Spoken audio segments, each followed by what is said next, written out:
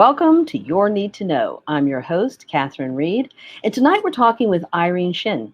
She is the Democratic nominee running in the 86th House District here in Northern Virginia. She will be on the ballot in House District 86 in November. Welcome, Irene Shin, to Your Need to Know. Thank you so much, Catherine, for having me here with you. So I'm very excited to learn more about your candidacy. You are kind of part of this, I would call it a sisterhood even, of young women who have decided to run for office this year.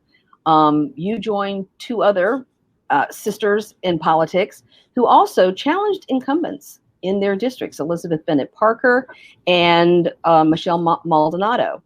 And the three of you challenged incumbent Democrats in your districts, and all three of you won. And so you are joining sort of a cadre of up-and-coming young women candidates here in Virginia who have made a decision that running for office and serving in our legislature is the way to make a difference. So I'm interested in knowing a little bit about your journey, how you woke up one morning and said, dang it, I'm running for the House of Delegates. How did that happen, Irene? Well, I certainly don't think there was one moment in which I was like, this is the reason I'm going to do it. When folks ask me, what prompted you to run for office? I say it was sort of a vortex of reasons. There was a number of reasons that contributed to me getting here today. I often tell the story about sort of what I call my origin story and why I got started in politics. When I was 16, my dad was diagnosed with cancer.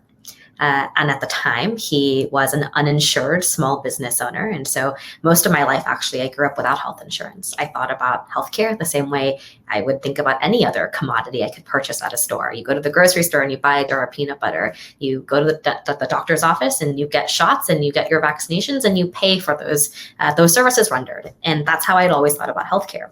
And so I'm 16 and my dad spends several months being really ill. He is, fainting. He is not feeling well. He is having all sorts of problems. And so he goes to doctor after doctor, being misdiagnosed. They told him it was kidney stones. They told him that it was bladder infections, and they put him on antibiotics and all sorts of medicines. And after several months of this, he finally is so frustrated, and also the cost of medical bills at this point is pretty unsustainable, paying for it out of pocket. He decides to fly to Korea.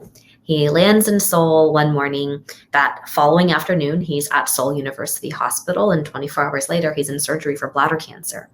And I'm 16 at the time, and I think to myself, clearly there is something that's broken in our healthcare system if we are the wealthiest nation in the world. And it is easier, it is more affordable, it is more accessible for my father to fly across the globe to get healthcare and the treatment that he needs to really save his life. There is clearly something broken.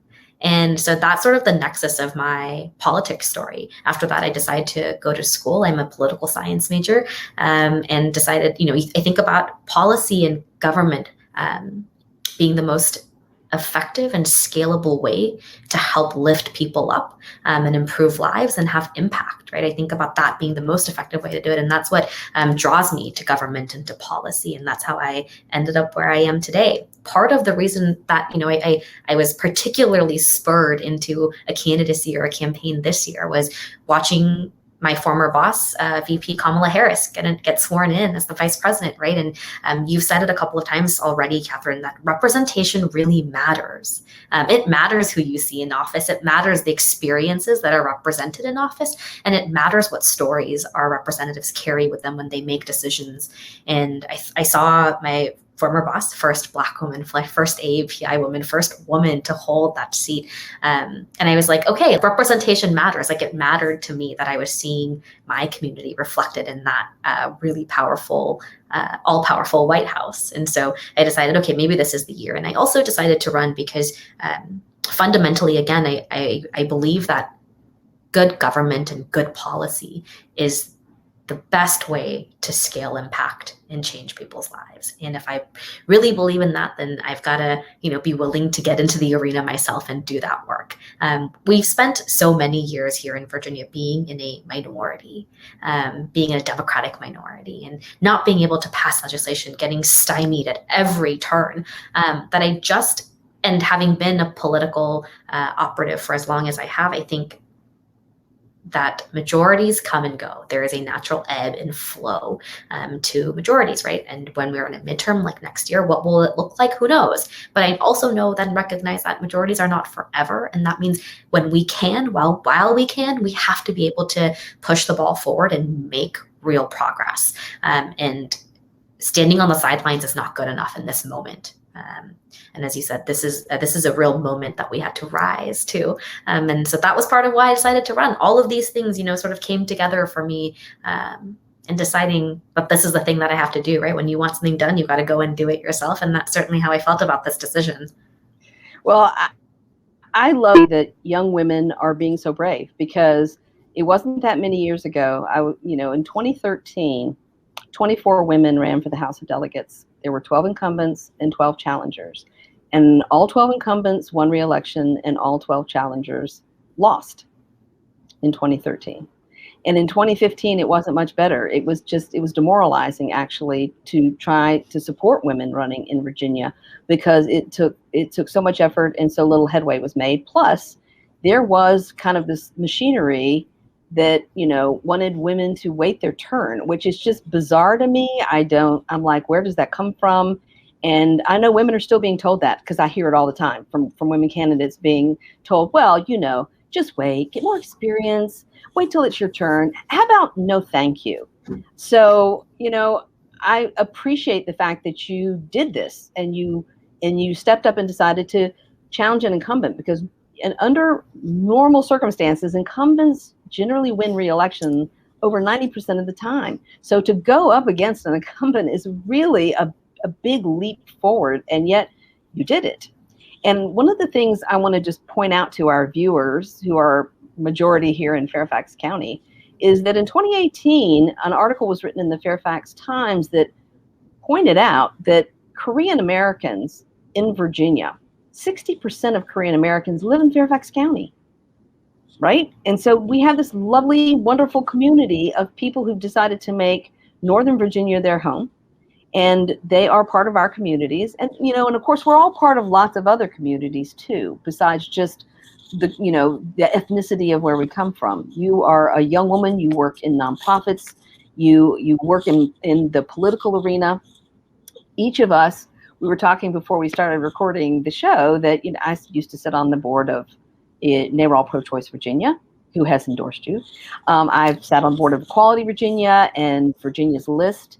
In your day job, working for the Civic Engagement Table, you really do the work, the frontline work of trying to make Virginia a better place in which all of us can live and thrive. And so as you go door knocking, and let's describe your district a little bit too, as far as the boundaries and where the precincts are located.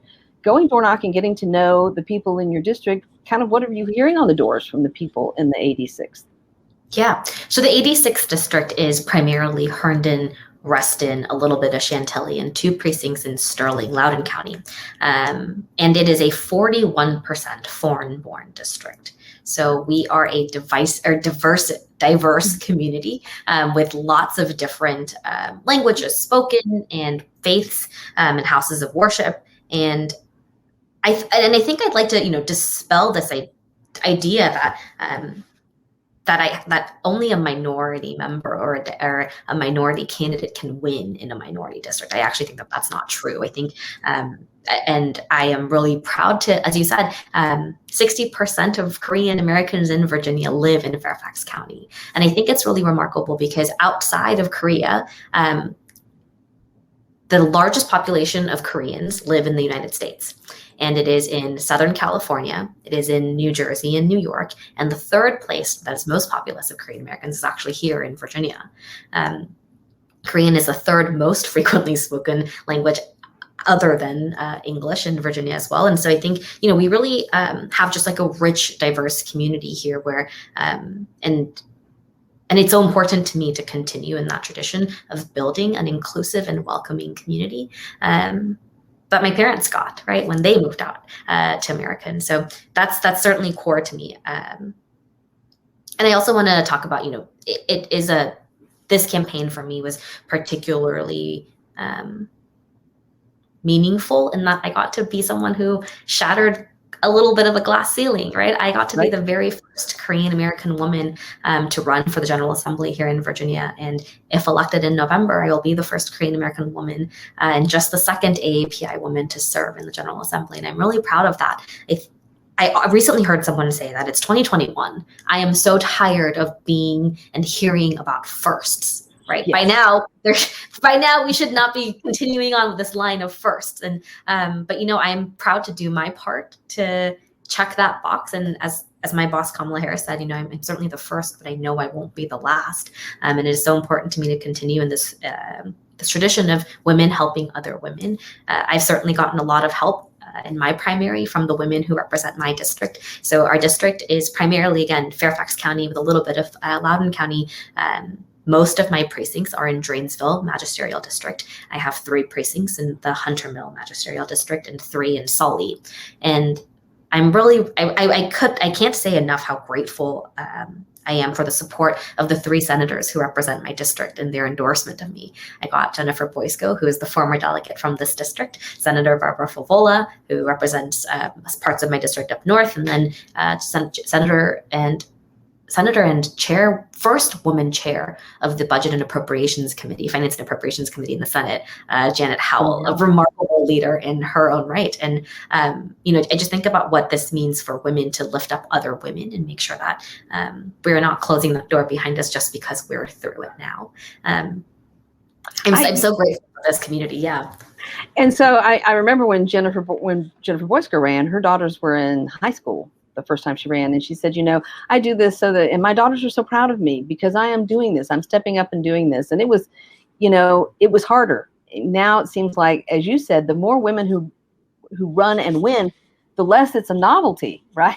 It's not a novelty. It's kind of like, sure, women run and win all the time in Virginia. Well, it wasn't always that way. And so I am hopeful. And I do think it's important for young women to see that you did this thing and you stepped up and you took a risk and you put yourself out there, because fear of rejection is a huge thing. And you said, I'm going to do this regardless, win or lose. I'm in it to win it. And you won it. And so all of us are looking and saying, all of us need to be a little bit braver. And to your point too, all of us need to support other women. So we have to go to a break, but join us after the break because we are talking with Irene Shin, the Democratic nominee in the HD 86th District.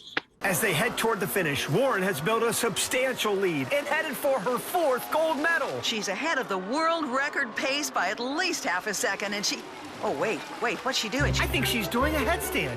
Why would she do that? She's stopping. She stopped. I've never seen She was so anything close like to the this. finish, and she stopped. I mean, this is unbelievable.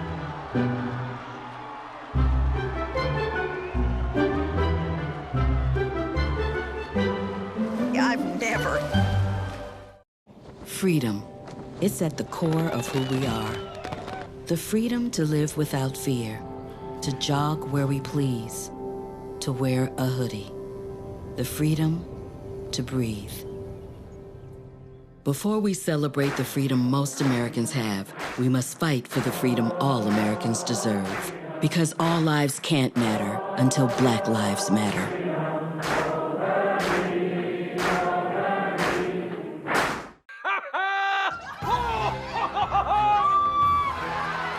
Give your town a reason to celebrate, because every Goodwill item you bring home brings job training and more to your community. Goodwill, bring good home. Dare to load their minds. Dare to explore. Dare to STEM. Learn more at She Can STEM.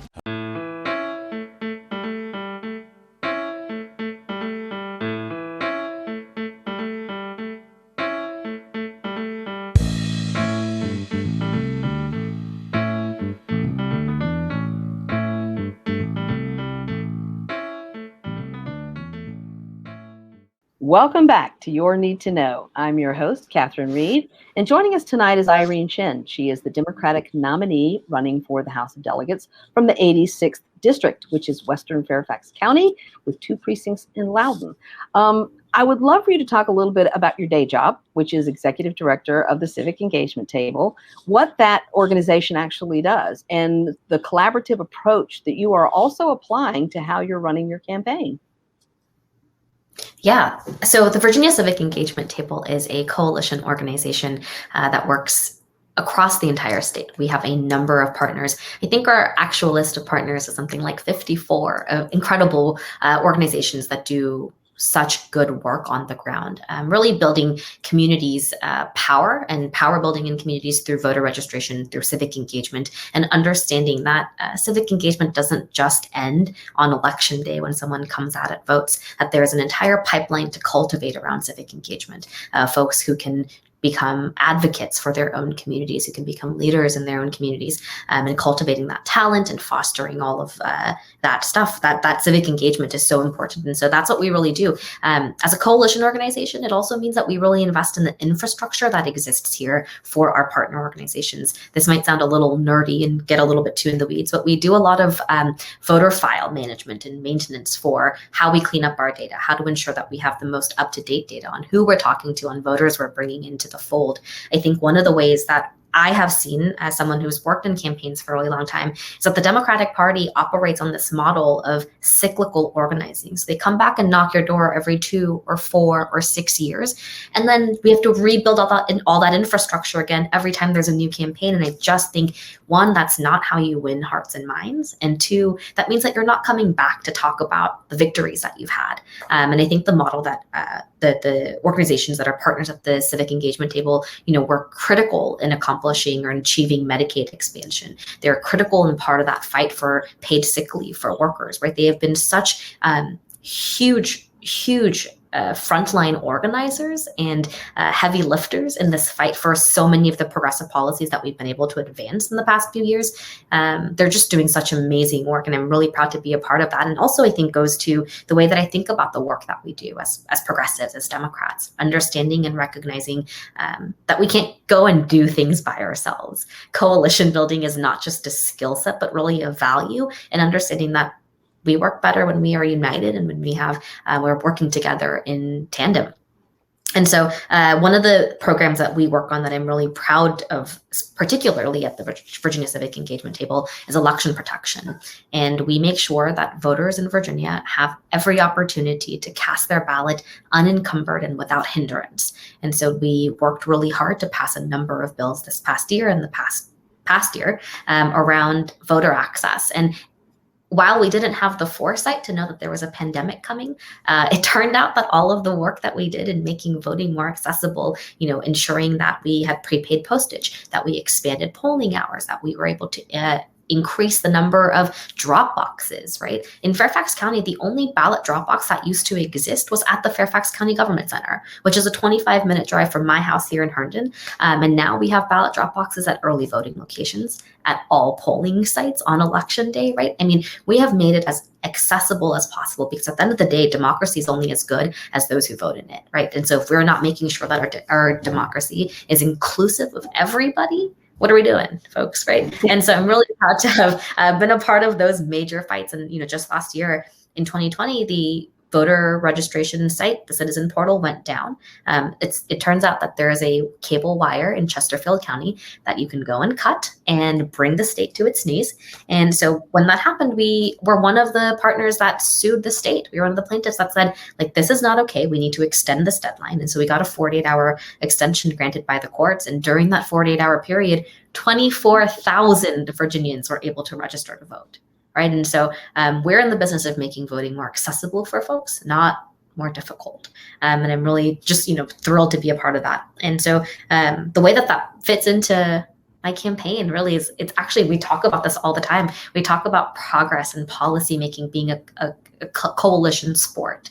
It is not something that you do by yourself. And I think that message really resonated with folks in our community and the voters of our district when we talked about making sure that we were bringing folks along with us. And one of the commitments that I've made as a candidate is that I will always keep a full-time canvasser and organizer employed on my campaign side year round. So we're not having to rebuild infrastructure year in and or year out, and also to my advantage, it turns out that there might be a chance we're running 3 years in a row, yes, right, in the House of Delegates. Yes.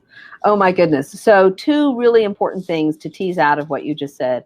Virginia turned out to be a leader on voting rights, and it's because we flipped the House and the Senate narrowly, and we have a Democratic governor who believes in voting rights, and it makes me very proud. I'm a lifelong Virginian, and my family's been here centuries, and I'm very proud that Virginia has become a bellwether. Because of our off-year elections, we tend to be a bellwether for what is going to happen in places like Georgia. In fact, I was a little kind of obnoxious about saying, Georgia could happen because Virginia happened, and I really felt like that has been the case. And these attacks on voting rights right now in states like Texas and Florida and around the country, I hope Virginians understand in this off-year election, our governor's race this year, that you have to get out and vote your values, because it's not one and done. It's never one and done. We vote every single year in Virginia. And with redistricting being late because the U.S. Census information is late, there is a possibility, since you're running in the old 86th district, when the districts are redrawn, that you will likely, undecided, but the Constitution says that you would have to run next year in the new districts, and then on the regular cycle, run again in the new districts. This is very cumbersome, and I think our viewers understand, if they've lived in Virginia any length of time, that it's exhausting to be a Virginian because you're asked to vote constantly. But what hangs in the balance is so critically important. Yeah, voter fatigue is real. I'm really proud to share that, during the primary election, we knocked 13,000 doors. We talked to a lot of voters in our district. And I think the thing that we heard was they were so tired, right, from the 2020 elections and the fatigue of voting and being tuned in, that they were just tired. And so I think it's so important to continue to do the civic engagement work that we do, right, to make sure that folks know that there is an election every year in Virginia. And what's on the stakes this year, as you mentioned, in November, we're not just talking about, Democrats keeping a majority, but we're talking about voting rights being at stake. When you talked about Texas, what's happening in Arizona, what happened in Florida, what happened in Georgia, I think it's something like 36 different states have introduced legislation to suppress voting rights across the country. And how terrifying is that, right? And I think about how grateful I am to be in the Commonwealth of Virginia, where we have a Democratic trifecta to hold that front line for us, right? Yeah, well, and I hope people realize that it is going to be easier this year, despite the fact that you are fatigued. We've acknowledged that here. We know how tired you are. But the fact is, there are drop boxes. There is early voting. There is voting by mail. There is early in-person voting. There is no excuse voting. All of those things are new in Virginia. So take advantage. Do it earlier. Do it when it's convenient for you. You don't have to show up on the day and stand in the line before you go to work or after you get off from work. We've made it easy in Virginia for you to vote your values. But again, to understand that some of the gains that have been made recently can easily, the Virginia Values Bill. So for many years, I was on the board of Equality Virginia. So we have laws that protect the LGBTQ community from discrimination in employment and in housing and in public accommodation. And that's all wonderful, except that it's only as good as the people who can maintain a majority in the House and Senate and, and then the governor's mansion, because if a different majority gets in, all of that potentially goes away. So I hope people understand what's at stake when you do vote and when you don't vote. Absolutely. I think one of the things that was so personal for me in the way that I thought about expanding voting rights, I was born and raised in LA in California, and my very first political job was organizing in a Korean American community in Koreatown. And I have the story that I tell about this Korean grandma who I went to go register to vote, and she had never registered before, in spite of having been a naturalized citizen for 25 years. And I went with this registration form to her, and I was like, let's fill this out together. And I asked her, why have you never voted before? And she said, look at this form. How would I have ever known to fill this form out by myself in English, right? It's just such a barrier. And I think about what that means in terms of the thing that we talked about at the beginning around the stories that we bring into office, the experiences that we bring into the way that policy is made, and centering the folks who are most impacted by policies is such an important way to lead and to make policies. And voting rights, so it's very personal for me, and making sure that all communities can participate in our democracy and in policy making in a way that makes sense to them. Well, and so I will bring up that here in Fairfax City, we have 2 members of our city council, both elected in 2018, Sang Yi and So Lim. And So Lim was actually on this show when she was running for office. And what amazed her is she also discovered that in the city of Fairfax, and 17% of our community is Korean American, that they were not voting in municipal elections. They just weren't. And so she sent out Korean language mailers to explain that she was running for office. And, and that made the difference to that community, that something in their language came and they could see a person who represents them in their community within the city. And guess what? They came out and voted 2 members onto the city council who represented their community. So it can be done, and it's important. And so I do think your lived experience, all of the things that make up your lived experience, your professional experience, your campaign experience, really impacts what you're going to bring when you arrive in the House of Delegates to help make good public policy. Yeah, definitely. So we've got 1 minute left, and I just want to encourage everyone to go to Irene's website, and she's got Twitter and Instagram and Facebook and all the things that candidates do, and also look out for her in your community. I'm personally hoping that Virginia's List perhaps will do an event where we get all of these amazing women candidates together in one room. I'd like to be 1,000% behind that, so that people can really be proud and be energized and be excited about the changing face of our legislature in Richmond. I've never been more excited than I am right now, after having lived like 6 decades in Virginia and seen a lot of white men I've been looking at for almost 60 years. So thank you so much, Irene. I really appreciate you coming on the show and really helping our viewers to understand what this race means for you and what it means for Virginia, and to help us understand why we have got to get out and take advantage of these wonderful voting rights that our legislature gave us last year. Thanks so much. And this is what you need to know.